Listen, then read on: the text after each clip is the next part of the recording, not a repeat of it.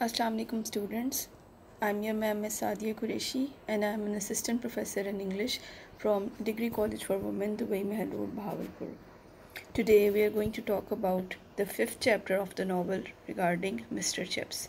As we know that Mr. Chips is a character and very important character of this novel, and he is a teacher, and today we are going to talk about his marriage life.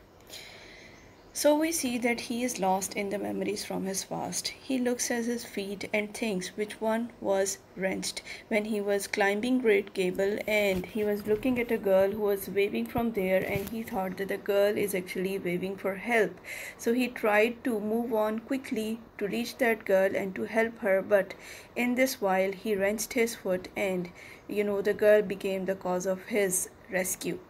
So there are trivial incidents which brought Catherine in his life, and he thinks that the revival of this memory and the revival of the journey of Great Gable and meeting over there with Catherine was so important to him that today he is memorizing all these events.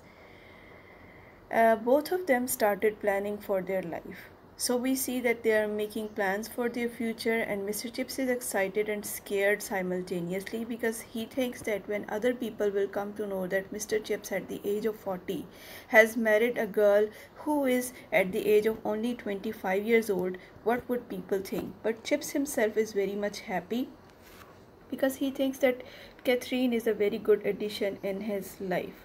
So we see Catherine is also a bit scared and excited as well, because Catherine also thinks that if Mr. Chips would have been a lawyer, or Mr. Chips would have been a dentist or anybody else, she would not liked him as much, because being teacher is so different. So she says that it is just like that he is trying to influence all those people who are growing up and will matter to the world. So that is why she thinks that marrying Mr. Chips is a very good decision. And she is always very much encouraging to Mr. Chips as a teacher, and she thinks that if Mr. Chips would have been somebody else, she would not have married him. So she calls him that it's great to be a teacher because he is going to influence the lives of so many growing up people. And she likes Mr. Chips most of the times because he is a very simple person. The next thing that we are going to cover is Mr. Chips telling about his low standard degrees to Catherine, is underestimation about himself. Now we see that Mr. Chips is again sitting in Mrs. Wickett's house, and he is memorizing about his past, and we see that there is a morning which is just like a crystal clear morning, and he is memorizing all those things that he had done in the past, but he thinks that he is not of the caliber of Catherine, because Catherine is a woman from the early 90s and he is the man from the 18th century. So there is a great difference between the people of 18th century and the people of 19th century. He thinks himself old enough not to welcome the changes of 19th century, but as he sees that Catherine is a woman from 19th century, so she has very radical ideas. So he thinks that maybe he is not a very good match for Catherine, but in his heart he likes her so much.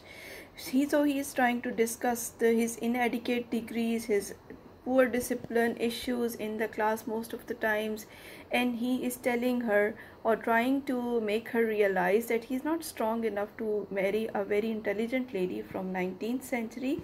But when Catherine listens to all this, she smiles and she says that I will let you know that who is the good match for whom.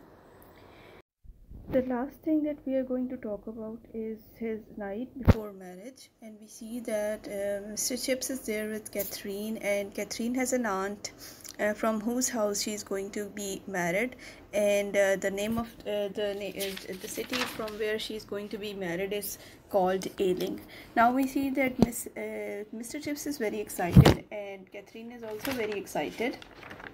So we see both of them are very excited, and because this is going to be their first and the last partition from each other, and Miss Catherine is basically very excited and she wants to create a kind of a humorous situation for Mr. Chips so that he may not get sad on this departure. And she says that what would I call you when I would be there in your life, because I'm feeling just like a new boy and who is going to have admission in your life, in the class of your life, and going to stay there forever. So she says, I will call you sir, or I will call you Chips, or I will call you Mr. Chips. And then she takes a pause and then she says, yes, I would call you Mr. Chips. And then again she takes a pause and then she says, goodbye, Mr. Chips.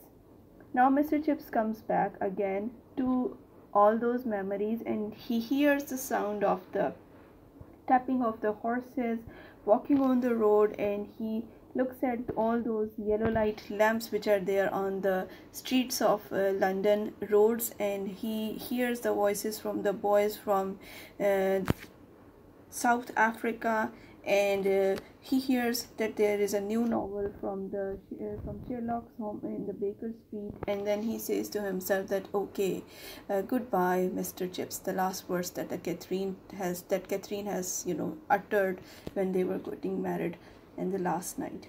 So this is the end of this chapter, and I hope that you have understood this chapter.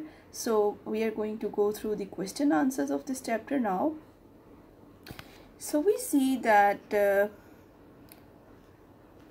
the first question is, why did Chips sometimes look at his feet when he lived at Mrs. Wickett's? The answer is, he wrenched his foot, which became the cause of his marriage with Catherine. Recollecting this incident, he looked at his feet and wondered which one of the feet was there which has done the great job. And we see that the next question is, what did Chips remember about the time he spent with Catherine at Lake District? He remembered her cool voice and gay laughter. She said she had always been a very happy person. They had been there so eager, planning for a future together, but he had been a bit serious about it, even a little bit more serious about it. Next question is, what did Chips tell Catherine when he depreciated himself and his attainments? Chips told her of the ordinary degrees, his occasional difficulties of the discipline, of the certainly never getting promotion, and of his ineligibility to marry a young and ambitious girl like Catherine. Next question, from where was Catherine married? Answer is, Catherine was married from the house of her aunt in Ealing, Ealing, Ealing, as she had no parents. Question number 5 is, what did Catherine feel and address Chips on the night before the wedding? Catherine said that she felt like a new boy beginning his first term with him. She asked him if he should call him Sir or Mr. Chips. She said Mr. Chips would be right. Then she said goodbye, Mr. Chips. And the next question is, when did Mr. Chips and Catherine got married? In 1896, Mr. Chips and Catherine got married in London a week before the beginning of the new term. Now we see the next chapter is, what do you know about Catherine's family background? Answer is, Catherine seems an orphan and she has no parents. That is why she was married at the house of her aunt at Ealing.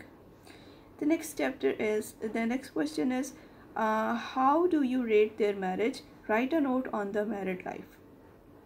Answer is, their marriage was a union of two negatives which gave a very positive result. Catherine exercised a healthy influence on Mr. Chips. Catherine was more sensible than her husband. She exercised her influence upon Chips as well as school authorities, and she also responded to her well. Like the authorities also responded to her well. They were like an ideal couple.